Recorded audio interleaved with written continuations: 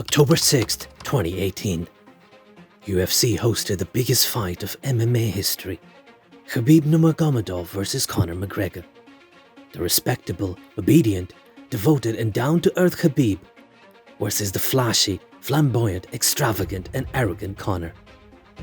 But what if we tell you there's an entirely contrasting perspective to it as well? They say never judge a book by its cover. I know a lot about you as well, you mad rat. I know a lot about you as well. You keep your mouth shut, kid. Like I said, there is way deeper shit than just a fight on Saturday night. And what if we tell you that Conor was right all along? And he was right when he tweeted that Khabib and his teammates hold US ADA agents hostage in their gym and give them clean person urine. You should keep distance from the informant at all times. Ali Abdelaziz, mad terrorist snitch. I know a lot about you as well, you mad rat. And what if we tell you that Khabib vs Conor 2 might be possible? And what if we tell you that Khabib isn't the only one backed by Russian criminals? And what if we tell you that Dana White knows it all but still cannot do anything about it? Of course. You took money from Magomedov and you were a little lick rat. Now what? Putin locked him up. Ziyavudin helped a lot of athletes in Russia.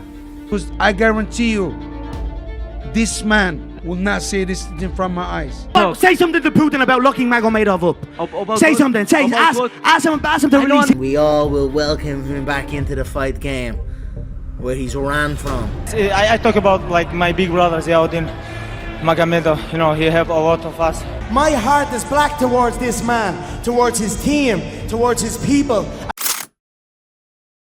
Welcome to Sportswale, and today we'll be talking about the relation of UFC and Russian mafia and criminals.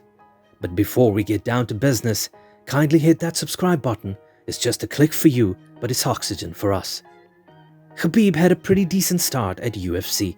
Debuting in January 2012, he quickly established himself as a formidable force with a dominant victory over Kamal Shaloras. Known for his relentless grappling and ground and pound techniques, Khabib showcased his combat sambo background, earning respect and fear among his peers. His undefeated streak continued as he defeated notable fighters like Gleison Tibau, Thiago Tavares, and Rafael dos Anjos. But after that, he took a 2-year off because of a knee injury. But his 2 years vacation was a bit different from fighters like him. He was seen driving expensive cars. And when his friends crashed his daily driver on $30,000 Mercedes AMG GT, he was seen driving a Ferrari California the very next week. He even offered Tony Ferguson an extra $200K to fight him, despite the fact that he himself was getting $65K to show and the same amount to win. How did he manage to make so much money? Despite the fact that he wasn't earning much from the only thing he did, and that was MMA. And then it was revealed that it was because of the corrupt Russian billionaire oligarch Ziyavudin Magomedov. Once considered the close buddy of Vladimir Putin, he has now been arrested after being exposed for corruption. He amassed a business empire during the presidency of Dmitry Medvedev, who stood in for Putin from 2008 to 2012. According to Finance magazine, during just 1 year of Medvedev's presidency, Magomedov's wealth increased by more than 11 times from $70 million to $800 million, and the list of his ill deeds is very long. That includes killing and even bribing people, and also responsible for cleaning the black money of many other corrupt Russians like him. But why did he decide to back Khabib? It's obvious, isn't it? Ziyavudin Magomedov's support for Khabib was more than just a patronage of a promising fighter. It was a calculated move to cloak his own misdeeds. By associating himself with Khabib's rising star and the sport's disciplined image, Magomedov aimed to divert attention from his alleged embezzlement and criminal activities. This strategic alliance provided him with a veneer of respectability and philanthropy, masking his corrupt undertakings behind the success and honor of an undefeated UFC champion.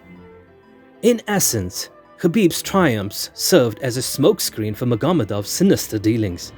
He allegedly scammed the Russian government of $180 to $220 million, and a fair share of it was spent on Khabib and his team. He didn't only support him financially, but also showered him with lavish gifts. In November 2016, he started a state-of-the-art MMA organization for Khabib and his team. He named it Eagles MMA, a training center equipped with the latest machines and technology to enhance skills of the fighters. Nurmagomedov stated in an interview with Forbes that excluding his fight fees, 50% of his income came from Eagles MMA, while the other 50% came from Reebok sponsorship. And his love for Khabib doesn't end there. In 2016, Ziyavudin bought MMA promotion Fight Night Global. After Magomedov was arrested on charges of embezzlement in 2018, Nurmagomedov used his post-fight speech at UFC 223 to appeal to Russian President Putin for Magomedov's release from jail. Talk about like my big brother Ziyavudin Magomedov. You know, he helped a lot of us, and We pray for him, and we'll see what's gonna happen. We will see. But Putin, who gifted him property worth $20 million, ignored his plea.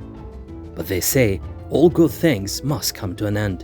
And one fine morning, Khabib's reality was exposed. May 2024, all of Khabib's bank accounts and properties were seized by the Russian authorities for tax evasion. And later, it was revealed that he, along with his close ones, had already applied for citizenship of the UAE. And that's when Conor clapped back. Giving it out through to other countries, so I'm ecstatic and delighted that that's coming on top of him. And what if we tell you Magomedov wasn't the only criminal he was hanging out with? Ali Abdulaziz, who through his MMA management firm Dominance MMA manages more than 100 fighters all around the globe. In 2002, Abdulaziz was imprisoned for document forgery and recruited by the NYPD to work undercover with Muslims of America. As one of their highest paid informants, he earned hundreds of thousands and was also used by the FBI. Suspected of being a double agent, after disclosing information in Egypt, the FBI ended their relationship, and the US unsuccessfully tried to deport him. And there are also allegations that if it wasn't for that spy thing, he would have been in prison for his role in 9/11. And the story doesn't end there. Ramzan Kadyrov, the current head of the Chechen Republic. His father was Putin's puppet, and now he's wearing the same shoes. He might look pretty friendly to you. He loves kids. He loves cats. But he has a habit. He murders people. If you are gay. Это ерунда. У нас таких людей нету. A critique. A rival. Or for some reason, if he doesn't like your face. He has his own prison, has his own army called Kadyrovites. And despite all these crimes, he manages to hire poster boys. And Khabib isn't the only poster boy he has. In fact, he's the reason why Khamzat Chimaev took back his retirement. On March 1, 2021, Chimaev announced on Instagram that he was retiring from the sport due to lung complications caused by COVID-19. The same day, Kadyrov claimed that he had called Chimaev and told him to take back his retirement. And that's what happened. He regularly showers Chimaev with expensive gifts.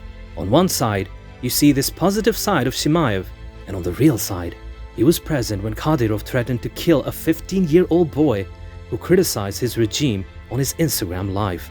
Я найду тебя, да, и мы посмотрим, да, кто из нас шайтан. But the question remains, why Dana White and UFC don't take any action against it? And the answer to that is, why would they? In conclusion, Dana White's reluctance to take action against fighters with ties to Russian criminals highlights a troubling intersection between sports and organized crime. Despite being fully aware of these connections, White's primary focus remains on the profitability and success these fighters bring to the UFC. This raises significant ethical and moral questions about the integrity of the sport and the lengths to which its leaders will go for financial gain. While the prowess and marketability of these fighters contribute to the UFC's bottom line, the underlying association with criminal elements casts a shadow over the organization's values and long-term reputation. As the world watches, the need for transparency, accountability, and a commitment to ethical practices within the UFC has never been more critical. Subscribe to our channel and don't forget to click the bell icon. Your valuable suggestions are very important to us, so do post them in the comment section. And I'll see you in the next video.